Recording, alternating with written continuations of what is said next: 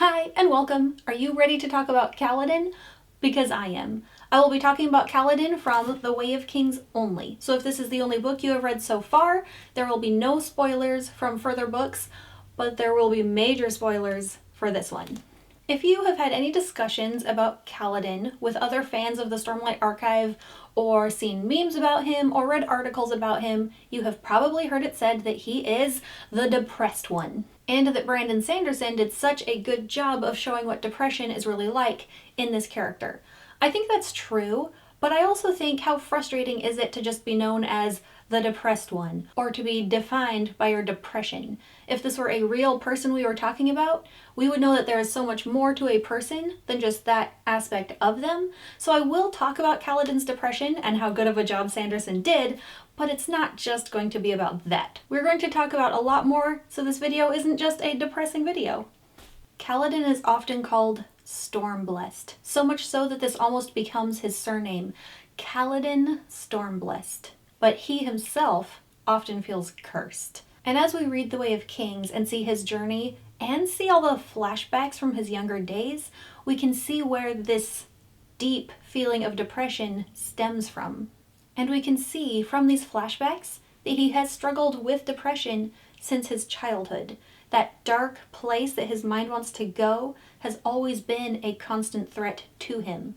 But in his younger days, he had Tien as this little ray of sunshine to always bring light to that dark place. He had his parents who cared for him, and he had a hope for his future. He had multiple lines of hope, and we have to watch him go through having all these different lines of hope kind of plucked from him and how that affects him. And I think, like a real person who's not a fictional character, Kaladin in his younger days doesn't recognize depression for what it is. He doesn't know that that's what's happening to him.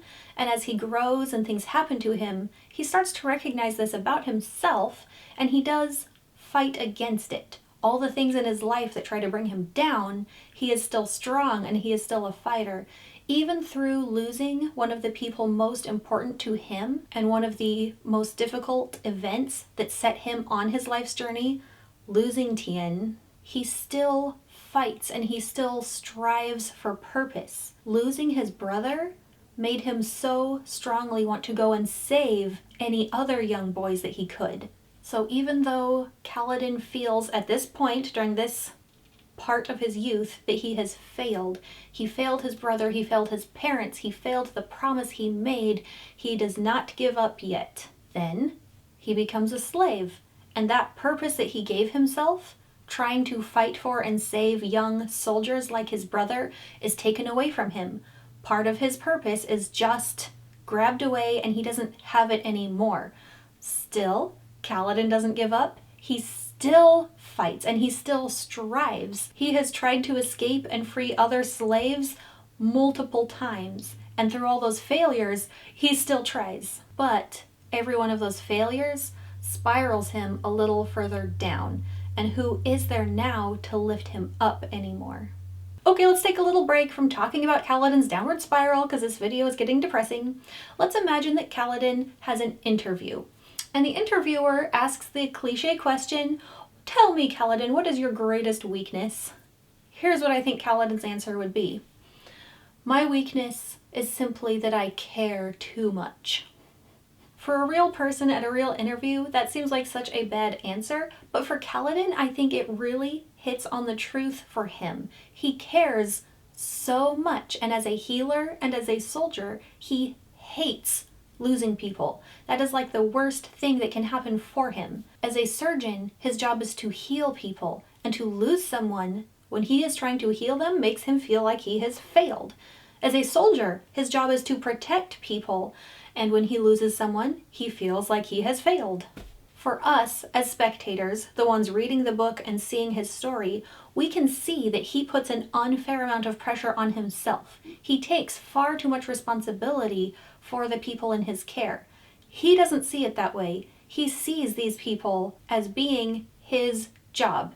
He is in charge of helping them, and if he can't, he's the failure. Kaladin can't actually save every person he comes in contact with, but both of the professions that he has taken upon himself, healing and soldiering, calls for saving people. and he takes each life that he couldn't save way too personally. And back to Kaladin's depression, because this is a big part of his character arc. Sanderson gets a lot of love and praise for the way he presents Kaladin and his struggle with depression, because it seems that Sanderson, as a writer, has a good understanding of the inner workings of a depressed mind and what's going on inside of that person's head. Here's a couple of things that I think Sanderson did well in presenting Kaladin's struggle.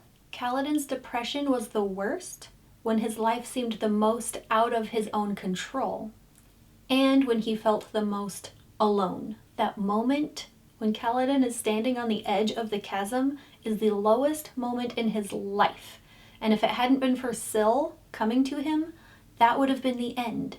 Kaladin needed to not be all alone. I do think there's a difference between Kaladin's struggle as a fictional character and a real-life person, because for Kaladin, in this fictional world, there actually wasn't any hope for him. He had reached the bottom. This is where his life is supposed to end. There is no hope, there is no way through, there is no light at the end of the tunnel. Whereas I firmly believe in real life, for us who feel depressed, that feeling of hopelessness and no future and no light is perceived rather than actual. Another thing that I thought was really realistic about Kaladin's struggle with his depression was that it was a great example of negative self-talk. The things that he told to himself in his own mind over and over again was always the same old thing. And I think that's how we often talk to ourselves in the midst of depression.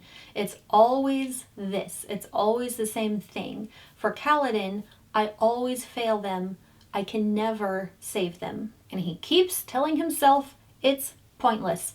What's the point? Why bother trying to save them now when they're just going to die anyway? That's how it feels in real life, isn't it? Whatever we are trying the hardest to overcome is what it seems like happens over and over again. For Kaladin, this idea that whenever he tries to save someone, they just die, is reinforced to him by what's actually happening around him, which makes him believe his self-talk. The dark things in his mind were happening often enough that it made him believe it. That is his reality. And when we get to that point where Kaladin is at his lowest and he's on the edge of the honor chasm, what is it that saves him? It's not himself. Kaladin certainly didn't come in and rescue himself. It wasn't his own ambition. He didn't suddenly think, well, maybe things will work out this time. It was Syl. Syl came to him. It was Syl. Syl came to him. Suddenly he's not all alone anymore. It wasn't just her presence, though. It was her belief in him. She told him that he should try again. And it was her care for him. She showed that she had seen something that she thought was important to Kaladin, those dry, crumpled leaves, and she went out of her way to bring them to him. So to bring him up out of that darkest place in his life, he had someone else come to him. He had someone else show care of him and for him, and someone else showed belief in him. That is how he was able to start his journey out of depression and out of the honor chasm. And when Kaladin gets back from the honor chasm, he starts to do so much more than just save his bridge crew from dying. The first thing Kaladin does when he gets back to his barrack is wake up one of his men and ask him his name. Bridgemen don't learn each other's names. They don't bother asking. What's the point in learning one of their names when one or both of you could die at any time? And by that small, simple act, Kaladin gave value to that man. No matter what happens tomorrow, no matter what the future holds or doesn't hold, Kaladin is showing him that his life still matters.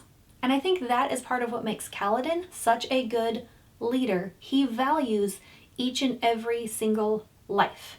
Remember, Kaladin cares too much. And I'd like to talk about that a little bit more. Kaladin is so much more than just his depression, and his character arc is so much more than just that. And as I read this book, this was my reread, I've read it once before, this time I paid more attention. Kaladin, something that struck me about him is his value on life. And I think Kaladin truly does have a surgeon's heart. His dream is to save people. I know he questioned himself on whether being a surgeon was what he really wanted to do. He dreams of being a soldier and saving people, but it's all kind of the same dream. What he wants to do with his life, the path he wants to go on, is saving people. And that is what he devotes his whole self to when he gets to Bridge 4 and decides, here's what I'm going to do now. I'm going to save these people. And I love that moment when Kaladin is questioning what he wants to do with his life. Does he follow in his father's footsteps and become a surgeon? Or does he join the military and become a soldier? Because both paths will give him what he wants. He wants to save people. But he's talking to his father, Lirin, and he says, who tells stories about surgeons? Like, this is so unglamorous. And his dad answers him and says, the children of the people whose lives we save. That's who tells the stories. Great answer, Lirin. Good job. And the people that Kaladin finally finds to help are like him. Bridge 4. These are also men who are at the very bottom. These are men that Kaladin understands because he is right there with them. He is under the bridge with them. He is in the chasms with them. And he gives them everything he has. And they, Bridge 4, become everything to each other. Together, they have seen the very bottom of where life can take them, and the only way that they make it through is by relying on each other. This makes their bond tighter than anything any of them have ever been part of before. And their leader, Kaladin, is right there with them, suffering what they suffer, but still willing to give of himself for them. That makes Kaladin so special to them. My video next week is going to be a more in-depth look at Bridge 4 and the brilliance of Sanderson and how he wrote this group of men. So if you're interested in that, make sure to come back next week. And I think that this type of person that Kaladin is, and the way he takes charge of and takes accountability for the men of Bridge 4, really comes to a head in the second ideal. I will protect those who can't protect themselves. How much more Kaladin does it get than that? Not much, at least not in the Way of Kings. By the end of the first book, Kaladin has found purpose in his new ideal. He has accomplished what he didn't think he could accomplish by freeing the men of Bridge 4. And he begins a new journey that draws us in and makes us excited to see what happens to him in Book 2. Alright, Stormlight Archive fans, I know that to really do justice to this character and to do a full analysis, this video should have been much longer. So tell me in the comments, what do you wish I had included in this video? What is something that you really admire about Kaladin? Maybe something you thought was well done, poorly done? Do you think his journey through depression was a believable and real life-like journey? Let me know, I'd love to hear. If you enjoyed this video, you might enjoy my video on Dalinar, or some of my other fantasy fiction character studies and videos. Follow me on Instagram, subscribe to my channel, and I'll see you next time. Bye! Oh, excuse me. I'm gonna say that again. Hi, welcome to my channel. Let's talk about Kaladin. Depression. Alright, good video. See you next time. I hope it's funny and not terrible.